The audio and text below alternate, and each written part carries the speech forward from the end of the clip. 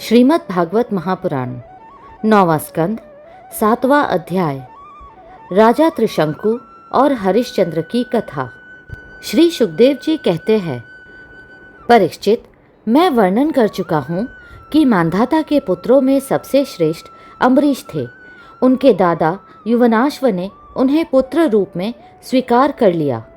उनका पुत्र हुआ युवनाश्व और युवनाश्व का हारित। मांधाता के वंश में ये 3 अवान्तर गोत्रों के प्रवर्तक हुए। नागों ने अपनी बहन नर्मदा का विवाह पुरुकुत्स से कर दिया था। नागराज वासुकी की आज्ञा से नर्मदा अपने पति को रसातल में ले गई।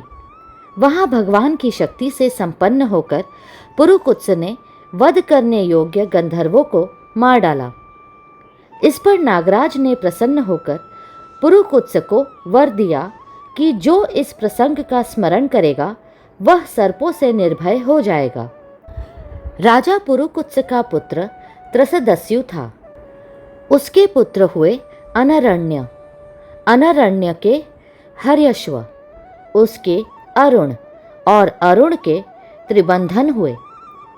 त्रिबंधन के पुत्र सत्यव्रत हुए। यही सत्यव्रत त्रिशंकु के नाम से विख्यात हुए। यद्यपि त्रिशंकु अपने पिता और गुरु के शाप से चांडाल हो गए थे, परंतु विश्वामित्र जी के प्रभाव से वे सशरीर स्वर्ग में चले गए। देवताओं ने उन्हें वहां से ढकेल दिया और वे नीचे को सिर किए हुए गिर पड़े, परंतु विश्वामित्र जी ने अपने तपोबल से उन्हें आकाश में ही स्थिर कर दिया। वे अब भी आकाश में लटके हुए दिखते हैं। त्रिशंकु के पुत्र थे हरिश्चंद्र। उनके लिए विश्वामित्र और वशिष्ठ एक दूसरे को शाप देकर पक्षी हो गए और बहुत वर्षों तक लड़ते रहे। हरिश्चंद्र के कोई संतान न थी, इससे वे बहुत उदास रहा करते थे। नारद के उपदेश से वे वरुण देवता की शरण में गए और उनसे प्रार्थना की कि प्रभु, मुझे पुत्र प्राप्त हो। महाराज, यदि मेरे वीर पुत्र होगा तो मैं उसी से आपका यजन करूंगा। वरुण ने कहा, ठीक है। तब वरुण की कृपा से हरिश्चंद्र के रोहित नाम का पुत्र हुआ। पुत्र होते ही वरुण ने आकर कहा, हरिश्चंद्र, तुम्हें पुत्र प्राप्त हो गया, अब इसके द्वारा मेरा यज्ञ करो। हरिश्चंद्र ने कहा, जब आपका यह यज्ञ पशु अर्थात रोहित 10 दिन से अधिक का हो जाएगा तब यज्ञ के योग्य होगा। 10 दिन बीतने पर वरुण ने आकर फिर कहा, अब मेरा यज्ञ करो। हरिश्चंद्र ने कहा, जब आपके यज्ञ पशु के मुंह में दांत निकल आएंगे तब वह यज्ञ के योग्य होगा। दांत उग आने पर वरुण ने कहा, अब इसके दांत निकल आए, मेरा यज्ञ करो। हरिश्चंद्र ने कहा, जब इसके दूध के दांत गिर जाएंगे तब यह यज्ञ के योग्य होगा। दूध के दांत गिर जाने पर वरुण ने कहा, अब इस यज्ञ पशु के दांत गिर गए, मेरा यज्ञ करो। हरिश्चंद्र ने कहा, जब इसके दोबारा दांत आ जाएंगे तब यह पशु यज्ञ के योग्य हो जाएगा। दांतों के फिर उग आने पर वरुण ने कहा, अब मेरा यज्ञ करो। हरिश्चंद्र ने कहा, वरुण जी महाराज, क्षत्रिय पशु तब यज्ञ के योग्य होता है जब वह कवच धारण करने लगे। परीक्षित, इस प्रकार राजा हरिश्चंद्र पुत्र के प्रेम से हिला हवाला करके समय टालते रहे। इसका कारण यह था कि पुत्र स्नेह की फांसी ने उनके हृदय को जकड़ लिया था।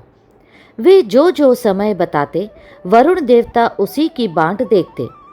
जब रोहित को इस बात का पता चला कि पिताजी तो मेरा बलिदान करना चाहते हैं, तब वह अपने प्राणों की रक्षा के लिए हाथ में धनुष लेकर वन में चला गया। कुछ दिन के बाद उसे मालूम हुआ कि वरुण देवता ने रुष्ट होकर मेरे पिताजी पर आक्रमण किया है, जिसके कारण वे महोदर रोग से पीड़ित हो रहे हैं। तब रोहित अपने नगर की ओर चल पड़ा, परंतु इंद्र ने आकर उसे रोक दिया। उन्होंने कहा, बेटा रोहित, यज्ञ पशु बनकर मरने की अपेक्षा तो पवित्र तीर्थ और क्षेत्रों का सेवन करते हुए पृथ्वी में विचरना ही अच्छा है। इंद्र की बात मानकर वह 1 वर्ष तक और वन में ही रहा। इसी प्रकार दूसरे, तीसरे, चौथे और 5वें वर्ष भी रोहित ने अपने पिता के पास जाने का विचार किया, परंतु बूढ़े ब्राह्मण का वेश धारण कर हर बार इंद्र आते और उसे रोक देते। इस प्रकार 6 वर्ष रोहित वन में ही रहा। 7वें वर्ष जब वह अपने नगर को लौटने लगा, तब उसने अजीगर्त से उनके मझले पुत्र शुनहशेप को मोल ले लिया और उसे यज्ञ पशु बनाने के लिए अपने पिता को सौंपकर उनके चरणों में नमस्कार किया। तब परम यशस्वी एवं श्रेष्ठ चरित्र वाले राजा हरिश्चंद्र ने महोदर रोग से छूटकर पुरुष मेघ यज्ञ द्वारा वरुण आदि देवताओं का यजन किया। उस यज्ञ में विश्वामित्र जी होता हुए परम संयमी जमदग्नि ने अर्धवायु का काम किया। वशिष्ठ जी ब्रह्मा बने और अयास्य मुनि सामगान करने वाले उद्गाता बने। उस समय इंद्र ने प्रसन्न होकर हरिश्चंद्र को एक सोने का रथ दिया था। परीक्षित, आगे चलकर मैं शुनहशेप का महात्म्य वर्णन करूंगा। हरिश्चंद्र को अपनी पत्नी के साथ सत्य में दृढ़तापूर्वक स्थित देखकर विश्वामित्र जी बहुत प्रसन्न हुए। उन्होंने उन्हें उस ज्ञान का उपदेश किया जिसका कभी नाश नहीं होता। उसके अनुसार राजा हरिश्चंद्र ने अपने मन को पृथ्वी में, पृथ्वी को जल में, जल को तेज में, तेज को वायु में और वायु को आकाश में स्थिर करके आकाश को अहंकार में लीन कर दिया। फिर अहंकार को महतत्व में लीन करके उसमें ज्ञान कला का ध्यान किया और उससे अज्ञान को भस्म कर दिया।